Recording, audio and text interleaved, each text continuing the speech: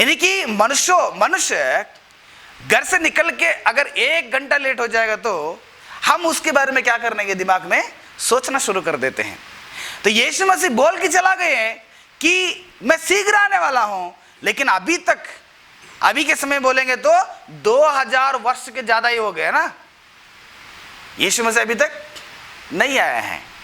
कि यीशु मसीह नहीं आएंगे? यीशु मसीह नहीं आएंगे क्या? कौन टट्टा कर रहे हैं? वहां के लोग टट्टा कर रहे हैं, अरे तुम्हारे यीशु मसीह नहीं आने वाला है, वो रहेगा तब तो आएगा, वो यीशु मसीह है ही नहीं। यानी लोग ऐसे बात कर रहे हैं और मसीह के लोगों के भी यही सोच है। सच में यीशु मसीह पहला शतमान में बोल दिए थे कि आएंगे, लेकिन यीशु मसीह अभी तक नहीं आया है। तो यीशु मसीह क्या कर दिया है? झूठ बोल के चला गया है। एक पास्टर ऐसे बोल दिए मेरे माँ के पास जाकर, मेरा माँ बोल दी वो पास्टर को, आप क्यों झूठ बोलते हैं? पास्टर को कहें। तब पास्टर ने क्या कहा पता है? आंटी, हम झूठ बोलने से क्या गलत है? खुद यीशु मसीह झूठ बोल दिया है, हम झूठ बोलने से क्या फर्क होता है? मेरे माँ पूछा, यीशु मसीह झूठ बोले हैं? मेरे माँ तो बाइबल नहीं पढ़ती है, शायद सोची होगी कहीं पे वचन होगा। माँ पूछी है, अरे क्यों ऐसे बोल रहे हो? हाँ, फिर यीशु मसीह बोले जल्दी से आ जाऊंगा, लेकिन वो कहाँ गए यीशु मसीह? और 2000 वर्षों का अभी तक नहीं आया है, तो यीशु मसीह झूठ बोल के चला गया ना। इसलिए उस बात को लेकर आज पास्टर लोग भी क्या करेंगे? झूठ बोलना शुरू कर दिए हैं। यीशु मसीह बोल के चला गए, अब यीशु मसीह के चेले लोग हैं, हम झूठ बोलने से क्या गलत होता है? प्रिय परमेश्वर के लोगों, अन्य लोगों के सोच में अगर यीशु मसीह देरी हो रहा है क्योंकि उनके पास बाइबल नहीं है, इसलिए वो लोग समझ रहे हैं, तो कोई बात नहीं, समझना छोड़ देंगे। लेकिन जब हमारे पास बाइबल होकर, जब हमारे अगल बगल में परमेश्वर के लोग होकर, जब अगल बगल में परमेश्वर के भक्त होकर हम रोज प्रार्थना करते हैं, रोज बाइबल पढ़ते हैं, लेकिन यीशु मसीह का आने का जो दूसरा आगमन का जो घड़ी है, दूसरा आगमन का जो समय है, अभी तक नहीं आया, तो कारण क्या होगा? क्या रीजन हो सकता है यीशु मसीह देर होने के लिए? मेरा बेटा घर से बाहर निकल गया, अगर वो नहीं आया घर पे तो उसको कुछ कारण होगा। उसको एक किडनैप किया होगा, या उसको आने के लिए एड्रेस पता नहीं रहे होगा, या उसको लेके जाके कोई खून कर दिए होंगे, है ना। कई सारे समस्या है, कई सारे रीजंस है। ऐसे रीजन परमेश्वर को भी हो सकता है ना। परमेश्वर अगर इस संसार में अभी तक नहीं आया है, शीघ्र में आने वाला हूं बोलकर 2000 वर्ष हो चुका है, लेकिन अभी तक यीशु मसीह नहीं आए, तो उसका रीजन क्या हो सकता है? क्या कारण हो सकता है यीशु मसीह आने का? लोग तो टट्टा कर रहे हैं, अन्य लोग टट्टा कर रहे हैं, हाँ, मसीह के लोग भी टट्टा कर रहे हैं। मसीह के लोगों के अंदर का उम्मीद निकल गया। ये यीशु मसीह बोल दिया है अभी आएंगे, कल आएंगे, परसों आएंगे, पता नहीं चलेगा करके पास्टर लोग भी यही प्रचार करते हैं, यीशु मसीह आने का लेट हो गया है, यीशु मसीह जल्दी आएंगे, जल्दी आएंगे। पास्टर लोग 2010 में बोले थे, अभी 2020 हो गए, 10 साल बीत गए, अभी तक यीशु मसीह नहीं आया है। पास्टर भी क्या कर रहे हैं? यीशु मसीह के बारे में झूठ बोल रहे हैं। प्रिय परमेश्वर के लोगों, आपको मैं ये बताना चाहता हूं, अगर यीशु मसीह बोल के चला गया जल्दी से आ जाऊंगा, अगर यीशु मसीह अभी तक नहीं आए, तो उसका रीजन क्या हो सकता है? उसका कारण क्या हो सकता है? यीशु मसीह आने के लिए कोई क्या कर रहे हैं? यीशु मसीह को रुकावट कर रहे हैं। कहीं तो थोड़ा सा फॉल्ट है। यीशु मसीह अगर यहां पर नहीं आ रहे, तो वहां कहीं ना कहीं क्या हो रहा है? थोड़ा सा फॉल्ट है, कोई थोड़ा सा प्रॉब्लम है, कुछ कारण है यीशु मसीह नहीं आने के कारण। कारण क्या हो सकता है? कुछ चीजों को हम पढ़ेंगे बाइबल में, ठीक है ना। मेरे साथ पढ़िएगा। यीशु मसीह नहीं आने का कारण क्या हो सकता है, और यीशु मसीह को कौन रुकावट कर रहे हैं इस संसार में आने के लिए? वही प्रेरितों का, वही पतरस का दूसरा पत्री, उसका 3 अध्याय 9 वचन हम पढ़ेंगे। वचन 9 को पढ़ेंगे हम लोग। यीशु मसीह अगर नहीं आ रहे हैं, तो यीशु मसीह को इस संसार में आने के लिए कौन रुकावट कर रहे हैं? देखिएगा, प्रभु अपने प्रतिज्ञा के विषय में देर नहीं करता है।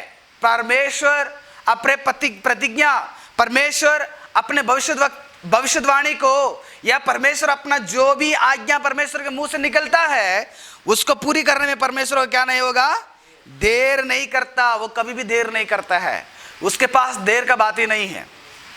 परमेश्वर हमेशा टाइम टाइम फिक्स करेंगे तो टाइम, यीशु मसीह क्या बताया गलातियों का चौथा वचन में, समय परिपूर्ण हो गया, समय परिपूर्ण हो गया। समय परिपूर्ण होने के बाद परमेश्वर ने अपने एकलौता पुत्र को क्या कर दिया, संसार में भेज दिए। लेकिन हमें समय परिपूर्ण हो जाता है, लेकिन हम लोग वहीं पे गेम में बैठे रहते हैं। समय परिपूर्ण हो जाता है, हम लोग वही जगह में बैठ जाते हैं, वही दोस्तों के साथ बैठ जाते हैं। 8 बज गया, घर जाना है, टाइम हो गया, फिर भी 1 घंटा उन्हीं के साथ बैठ के क्या करते रहते हैं, फालतू बात बताते रहते हैं। समय हो गया स्कूल के लिए, अभी उठेंगे नहीं हम लोग, चलेगा आज छुट्टी कर लेंगे हम लोग, है ना। समय आने के बावजूद भी हम लोग देरी करते हैं हम लोग। कई सारे कलीसिया में, कई सारे प्रार्थनाओं में, कई सारे जगहों में देखिएगा 9 बजे प्रार्थना होगा तो 9 बजे से लेकर 11 बजे तक प्रार्थना होगा। बोलेंगे 9 बजे प्रार्थना होगा, कितना बजे आएंगे पता है, कितना बजे आएंगे, 10 बजे आएंगे क्योंकि ये घंटा कभी कभी क्या करेंगे पता है, कभी कभी क्या करेंगे, वो डिवाइड करेंगे, प्रार्थना को क्या करेंगे, डिवाइड करते हैं। एक वर्शिप का टाइम भी होता है, वचन का टाइम भी होता है। कुछ लोग क्या करेंगे, कुछ लोगों का आदत है, वचन 10 बजे प्रार्थना शुरू होगा तो 11 बजे वचन स्टार्ट होगा, इसलिए हम क्या करें, 11 बजे पहुंच जाएंगे, 11 बजे पहुंच जाएंगे, वर्शिप खत्म कर देंगे।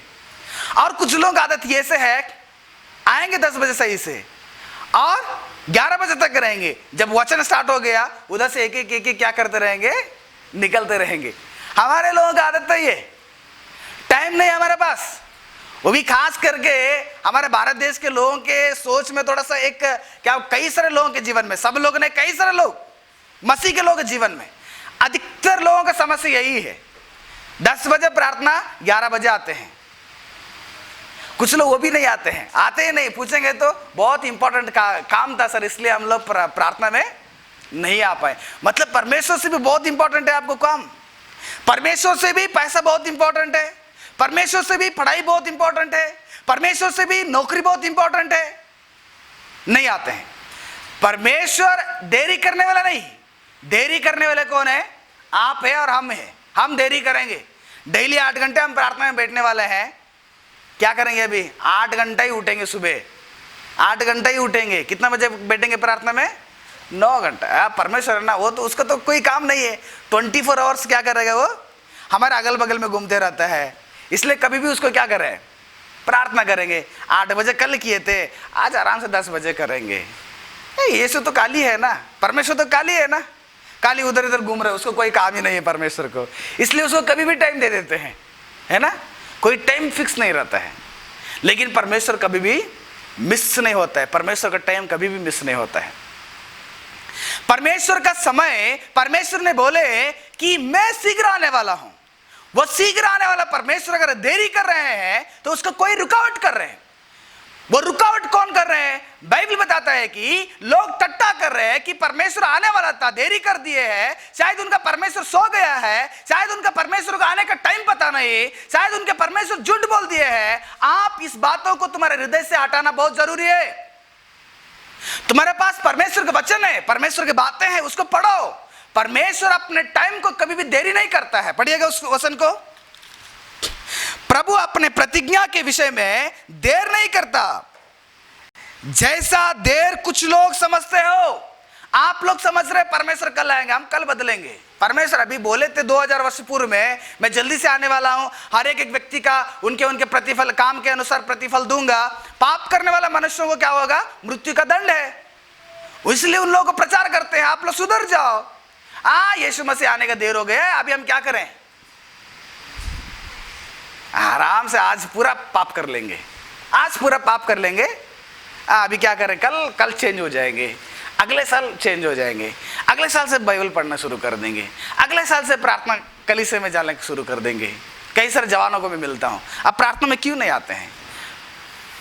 अगर यीशु मसीह आएंगे, प्रार्थना करते रहेंगे, हम लोग उठा लिए जाते हैं, तो आप कहाँ रहेंगे। हाँ ब्रदर, मैं इस संडे नहीं आ पाता हूँ, इस संडे बहुत काम है, अगले संडे को जरूर क्या करूँगा, प्रार्थना में मैं रहूँगा। अभी हम लोग ऑनलाइन प्रेयर स्टार्ट कर दिए हैं। कुछ लोग यही बोलते रहते हैं, ब्रदर इस मतलब 1-2 हफ्ता थोड़ा सा मेरे लिए टाइम नहीं है, मतलब लॉकडाउन में भी बहुत बिजी है हमारा लोग, है ना, लॉकडाउन में इतना बिजी रहते हैं, तो फिर लॉक ओपन होने के बाद कैसे रहेगा, अनलॉक होने के बाद कैसे रहेगा, है ना।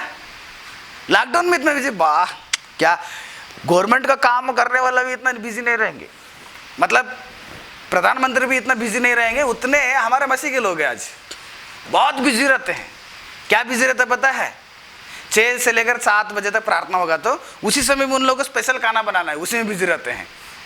उसी समय में उन लोगों को फोन ये सब इस्तेमाल करना है, उसी में बिजी रहते हैं।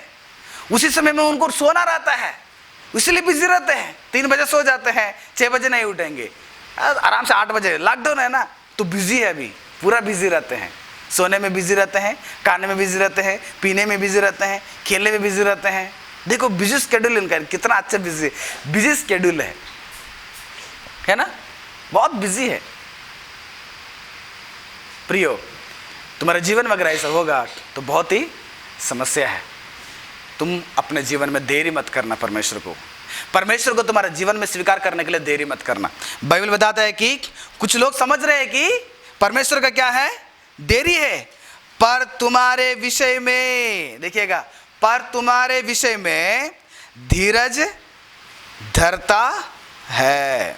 किसके विषय में धीरज है परमेश्वर को? तुम्हारे विषय में। परमेश्वर यीशु मसीह नहीं आना है। मैंने पिछले बार कहा था, एक पास्टर बुक स्टॉल में चला गए जहां पर सभी क्रिश्चियन लोगों का जो बुक्स मिलता है, जो कई सारे आथर्स लिखते हैं, वहां पर चला गया एक पास्टर जी, बहुत बड़ा पास्टर। वहां पर एक बुक निकालें, उस बुक में ऊपर लिखा हुआ था यीशु मसीह कभी भी नहीं आएंगे। वो भी लिखा हुआ कौन है, पुस्तक को लिखा हुआ व्यक्ति, वो भी बहुत बड़ा पास्टर है। वो जो किताब किसके हाथ में मिला, वो भी कौन है, पास्टर है। उस टॉपिक में, उस किताब के ऊपर हेडिंग था यीशु मसीह आएगा ही नहीं, यीशु मसीह का दूसरा आगमन आएगा ही नहीं। पास्टर को बहुत शॉक हो गया। अरे अन्य लोग तो बोलते हैं, टट्टा करते हैं, यीशु मसीह नहीं आएंगे, लेकिन पास्टर क्या कर रहे हैं, किताब लिखे हैं।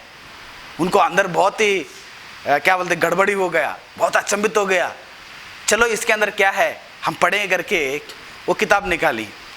किताब निकाल के जब पढ़ने के बाद उनके दिमाग में सोच आया, बाप रे, पास्टर जो है ना बहुत सोच समझ के क्या कर दिया है, किताब लिखे। सच में यीशु मसीह कभी भी नहीं आने वाले हैं, नहीं आने वाले हैं।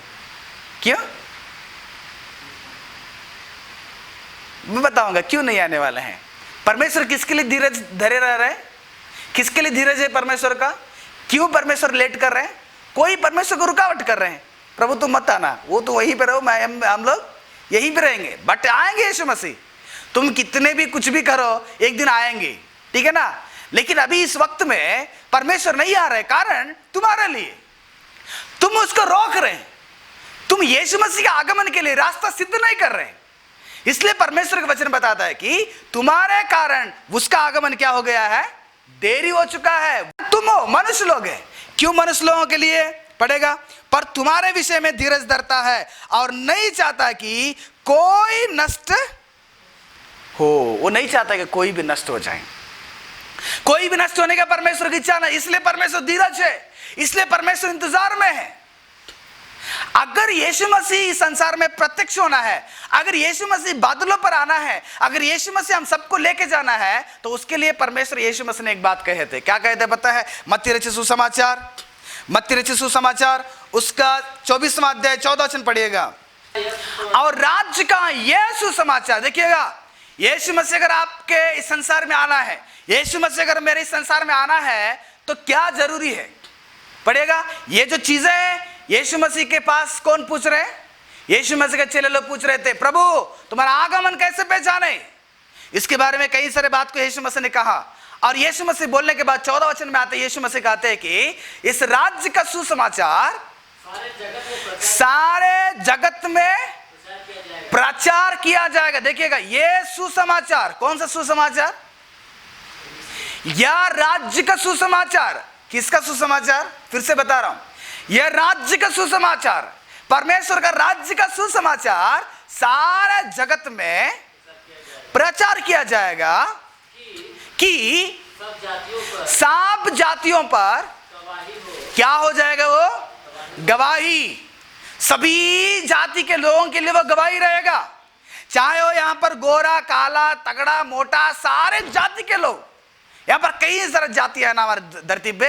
मनुष्यों ने जातियों को बना के रखे ना, उन सभी जातियों के मनुष्यों के लिए गवाही क्या करेगा? कौन गवाही देगा? कौन गवाही देगा? सुसमाचार गवाही देने वाला है। यानी कि जब लोगों को, सारे जाति के लोगों को स्वर्ग के राज्य का सुसमाचार प्रचार किया जाएगा, सारे जाति के लोगों के लिए गवाही के लिए, तब क्या हो जाएगा? तब अंत आ जाएगा। अंत आना है तो अंत के पहले कौन आने वाला है? अंत आना है तो सारा सृष्टि खत्म होना है, तो सारा सृष्टि अगर नाश होना है तो उस नाश के पहले कौन आना चाहिए? यीशु मसीह आना चाहिए। यानी कि स्वर्ग का राज सारे जगत के लोगों को प्रचार किया जाता है, और सारे जगत के लोगों के कानों में अगर सुसमाचार पहुंच जाता है, तब यीशु मसीह संसार में आ जाएंगे। आप मसीह होकर, आप अपने हाथों में बाइबल पकड़कर, आप कई वर्षों से प्रभु यीशु मसीह को जानते हैं। अगर आप अभी सोचना है कि अगर यीशु मसीह आज तुम्हारे मध्य में आ जाएंगे, क्या यीशु मसीह के साथ जाने के लिए आप लोग तैयार हैं? क्या यीशु मसीह के साथ जाने के लिए ऐसा योग्यता आपके अंदर है? आप परीक्षा कर लो, किसी के पास नहीं है। यीशु मसीह के साथ स्वर्ग में जाने के लिए कोई तैयार नहीं, क्योंकि सबके सब क्या हो गया है? अभी भी पाप की जिंदगी बिता रहे हैं, अभी भी परमेश्वर के योग्य नहीं। इसलिए परमेश्वर धीरज से डरे रहे हैं कि कल बदलेगा, परसों बदलेगा, अगले दिन बदलेगा, अगले साल बदलेगा। तुम्हारा जीवन सुधरना परमेश्वर चाह रहे हैं। यहां पर मनुष्य के जीवन सुधरना है, तुम पहले सुधरना है। तुम सुधरने के बाद किसी दूसरों को क्या करना पड़ेगा? तुम्हें सुधार में लाना चाहिए। तुम एक अच्छे रास्ते में आना चाहिए। उस स्वर्ग में प्रवेश करने का योग्य जीवन आपको जीना बहुत जरूरी है। अगर योग्य जीवन बिताना है तो पहले तुमको सुधारना है, पहले तुमको बदलना चाहिए। तुम अपने जीवन में परमेश्वर के योग्य जीवन बिताना चाहिए, क्योंकि तुम्हारे वजह से, तुम्हारे लिए परमेश्वर क्या कर रहे हैं? धीरज से हैं। वो आने को पसंद है। अगर आएंगे तो कितने लोग नाश हो जाएंगे ना, कितने लोग नाश हो जाए, कितने लोगों की आत्माएं नरक में चला जाता है, कितने लोगों की आत्माएं नष्ट हो जाता है। इसलिए परमेश्वर ने कहा तुम जाकर क्या करो? इन लोगों को सुसमाचार, सारे जगत के लोगों को सुसमाचार प्रचार होना चाहिए।